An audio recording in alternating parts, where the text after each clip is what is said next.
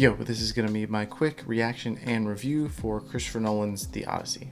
Okay, since there are so few of them, let me get a couple of the things out of the way that I wasn't crazy about. Okay, so I'm not scared to admit it, I kind of like shaky cam action. For me, it really does actually help me get immersed in a scene. However, there is a fight scene in this movie in the third act, which is the best act of the film, but it uses a lot of shaky cam footage. And the issue here is that it's shaky cam footage on top of being a very dimly lit sequence.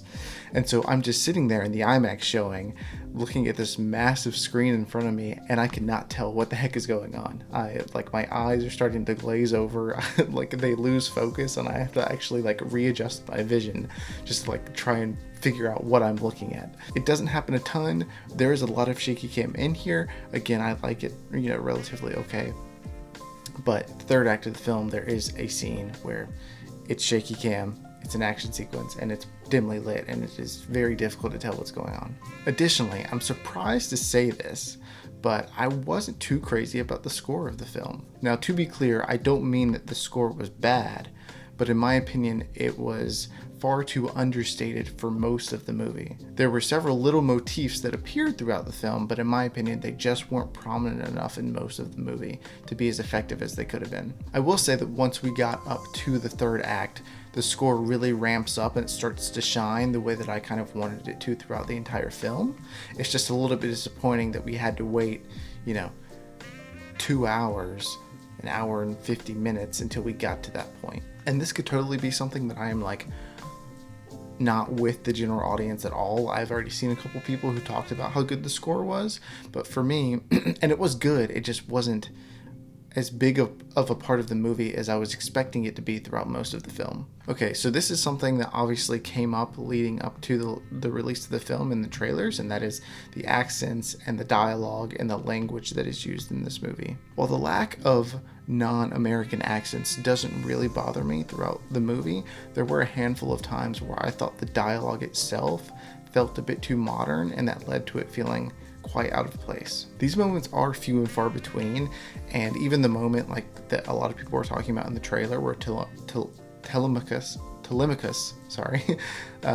says dad, calls Odysseus his dad, that actually didn't bother me, but there were a few other pieces of dialogue that I can think of that I was kind of that doesn't seem to really fit given the era that this is supposed to take place in. I will also say this, and it's not really a negative in the film, just as much as I didn't really know where else to put it, but I wouldn't expect the normal amount of twists and turns and subversions of expectations that you're kind of used to in a Christopher Nolan film. There are certainly elements of that here, but first and foremost, he's adapting source material that's older than the Bible. We all pretty much know what happens, and even if you haven't read the books, you kind of probably know enough about Greek mythology, which this story is rooted in, to kind of know what's going on and what's going to happen next.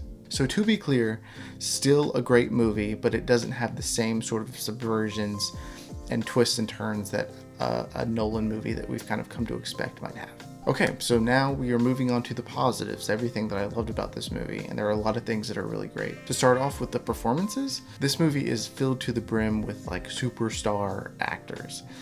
There's not a subpar performance in the movie for me, but I definitely have a few standouts. Matt Damon is great in this movie, and for being the main character, Odysseus is relatively stoic throughout most of the film, outside of the multiple times he's running away from a monster trying to kill him and getting his men back into a boat and sailing away. But once we get into the third act, his performance it changes a little bit, and it really starts to shine, in my opinion. For me, the moment that I really started to actually notice his performance and notice how good he was, or how well he was doing, was the sequence with the sirens and everything that had to do with that. I thought that his performance was really great there, and I won't go too far into it for spoilers, of course, but that was the sequence where I really started to notice how well he was doing in this role. So moving on to my favorite performance in the entire movie, we have Anne Hathaway. She doesn't have a ton of screen time compared to Matt Damon and even Tom Holland, but every time she's in a scene, she pretty much steals the show. Her character Penelope is essentially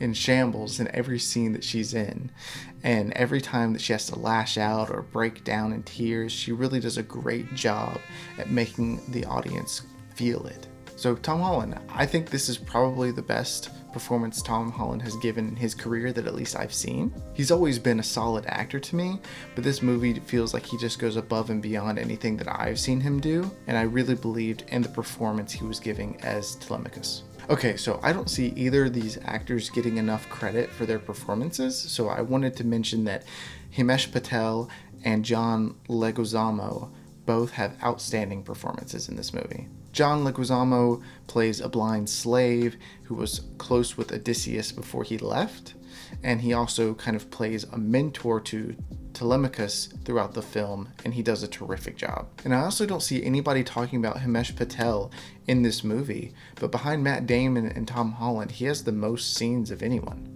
I don't remember the character's name that he plays, but it's a general for Odysseus's army and the survivors of his company that are making their trek home, and he does a terrific job. His character has to balance being loyal to Odysseus while also feeling like Odysseus is the reason why they're having so many hardships trying to get home. And so it's really interesting to see the decisions that he makes throughout the film, and I think the performance given by Himesh Patel is really special, and I wish that more people were talking about it. And then I wanted to talk about just the achievement of making this movie in and of itself, and what that kind of means and how unbelievable it is. From a perspective of the pure craft of making a movie, just the absolute pure craft of doing the things right to make the best movie possible. I think this is Christopher Nolan's best in that regard, and it might be the best movie ever made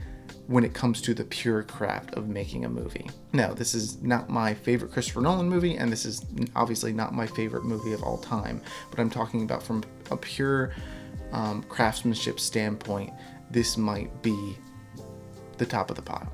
And what I mean by that is the camera work, the cinematography, the fact that this was shot entirely in IMAX, the fact that they go on location and that they're filming like literal boats in the ocean. They're doing the thing. And all of the practical effects, like using puppetry for the Cyclops, as well as Bill Irwin coming in and giving his performance for that, and the way they were able to scale the filming to make the giants look like actual giants. And all of this is just an absolute masterclass in the art of filmmaking.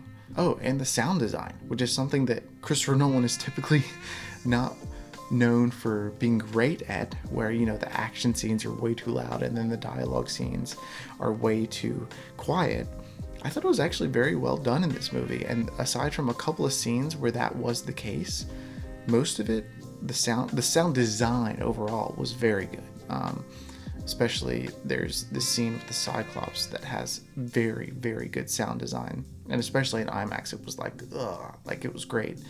But also just the sound mixing in this movie I thought was a lot better than most other Christopher Nolan movies. And so I really believe that this is only a movie that Christopher Nolan could have made, given a true adaptation and the size and scale and grandeur that it demands. The fact that somebody was able to make this movie, and better yet, make it on location with practical effects, with a great cast, it's definitely one of those movies that we will all kind of look back and remember the point at which the Odyssey was released.